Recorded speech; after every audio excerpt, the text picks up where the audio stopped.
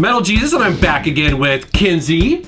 You have a new dress on today. I sure do. It's all unicorns all the time. Nice. In a kind of like a yin-yang sort of pattern there. Yeah, my Zen unicorns. Nice. Gotta keep it Zen. And today you're here to help me with... more DS gems. Awesome, awesome. So we have 8 more hidden gems for the Nintendo DS. We're going to show those, as well as talk about the next generation of hardware, the 3DS, at the end of this video. Let's take a look.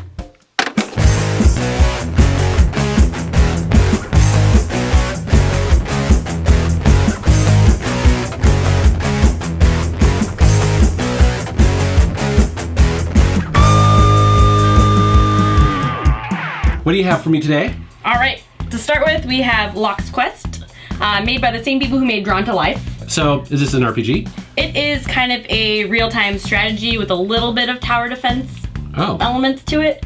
It's kind of cool. It's set in a kingdom that is built by this anonymous thing called the Source. Okay. Yeah. Pretty generic, but... Yeah. All the money was spent on that. But it's kind of cool. It has a little bit of the rampart where the battles have 2 things, build and fight, basically. Okay. So it's kind of fun. It's a little bit different because it has the tower defense, real-time strategy, and the rampart-ishness to it. And the story's cute. And the DS actually lends itself really well to tower defense games, don't you think? Yeah. You know, it really touch on does. Screen. Yeah, totally. Well, cool. Well, for me, I have a racing game that I originally showed on the Wii, and I didn't realize there was a DS version until recently. I was so excited. That is TrackMania Turbo. This is the second one, which is the better one. And the TrackMania games are awesome. They're basically arcade racing games where they're very short. Like, most of the races are about 30 seconds long, and they're very crazy. Like, there's jumps, there's loop-de-loos, there's there's all sorts of like weird stuff going on. Yeah. So it's really fun. I think I actually prefer racing games on a handheld to be short. You know what I mean? Like, I kind of prefer that. Yeah. It's really nice to hear. It's cool. You can play this game for 5 minutes and feel like you've done something. You know what I mean? Like, you've unlocked stuff. That's wonderful. Yeah. Yeah. Perfect for like on the go, right? Right. So, TrackMania Turbo. All right. Next one up. So this one is $11.99 at Another Castle in Edmonds, Washington. Well, do they still have a copy for sale? Probably not. Probably not. There you go. But it's pretty fun. It's the Super Dodgeball Brawlers. It's Dodgeball. And it's kind of a remake of the original that came out on the Neo Geo. Not quite as good. Way easier to find. So it's definitely worth playing. There's lots of like special Super Dodgeball moves that you can do. Huh. So its biggest critic against it was like not being as good as the original. Oh, okay. But worth it on the DS. There was a dodgeball game on the original Nintendo as well that a lot of people really liked. Same franchise. Oh, okay. Yep. Very cool. Same little River City characters. So here is a game that I'm adding to this list that I've only played a little bit of, but a lot of people recommend it. It's an RPG called Nostalgia. It takes place in like the 19th century kind of steampunky sort of era.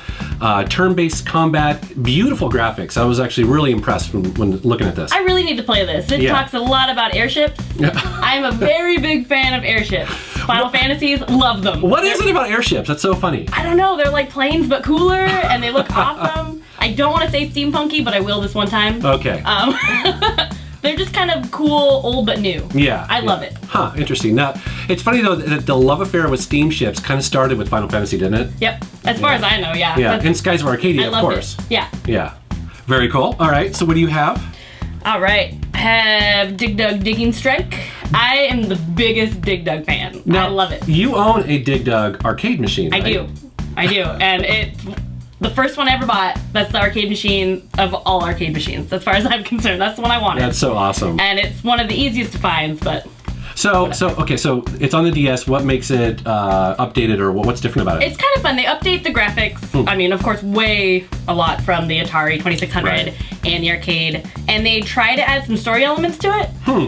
Not a lot, but enough that I was interested in playing Dig Dug again. What is the story of Dig Dug? I have no idea.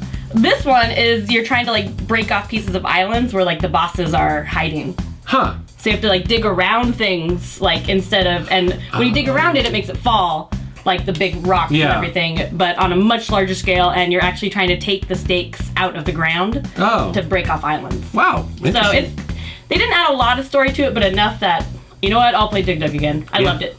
That's cool. That's cool. For me, I have Dementium. I think that's how you pronounce it. The Ward. This is a cross between, I guess, kind of Doom or Quake and Silent Hill. Yeah, And not a lot of games like this on the DS, so Yeah. this one, I really enjoyed it. Yeah, it's really creepy. It's that sort of describes it perfectly. It's very slow. You have a flashlight. One of the annoying things about this game is that you can't use the flashlight and your weapon at the same time. So you're constantly like you're sneaking up, to a bad guy, and then you have to switch over, and then you can't see him. You're like, am I blind or do I get light? Yeah. These are my choices here.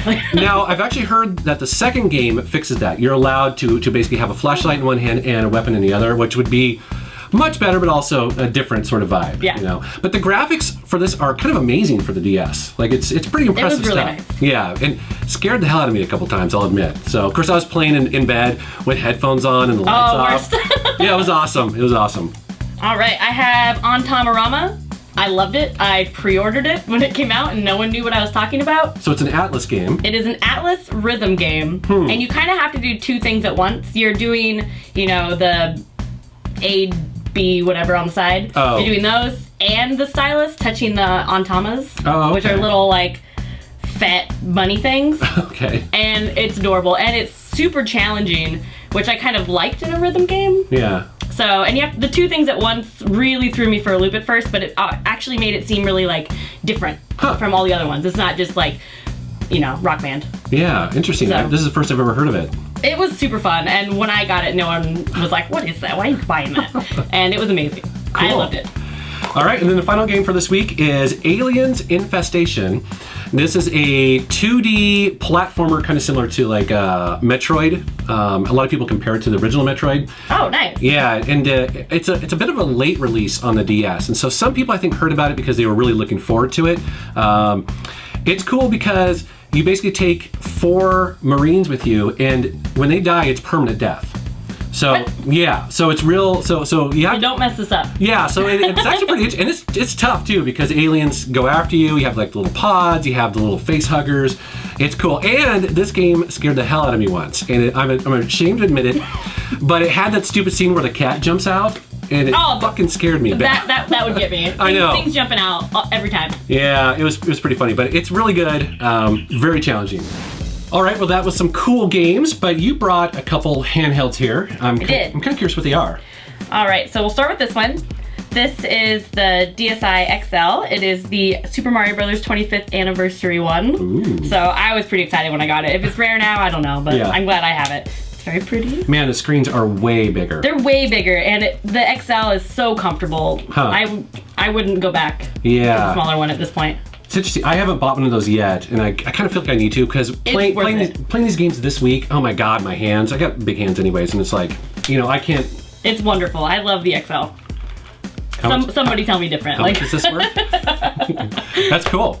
And then you also brought a 3DS. A 3DS, and this is the special edition Animal Crossing one. So I had to get it, and I thought that the actual design on it was actually really cute and simple and not overdone. Now it seems like it's designed after the XL. Yeah, they're really similar. 2DS, and you can play DS games on this. Yes, See, just not Game Boy Advance. We still don't have that luxury. so how do DS games look on the 3DS?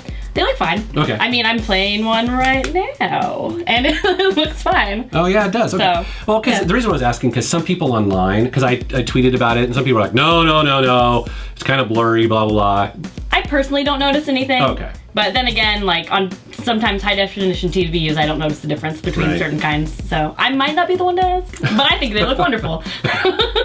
Very cool.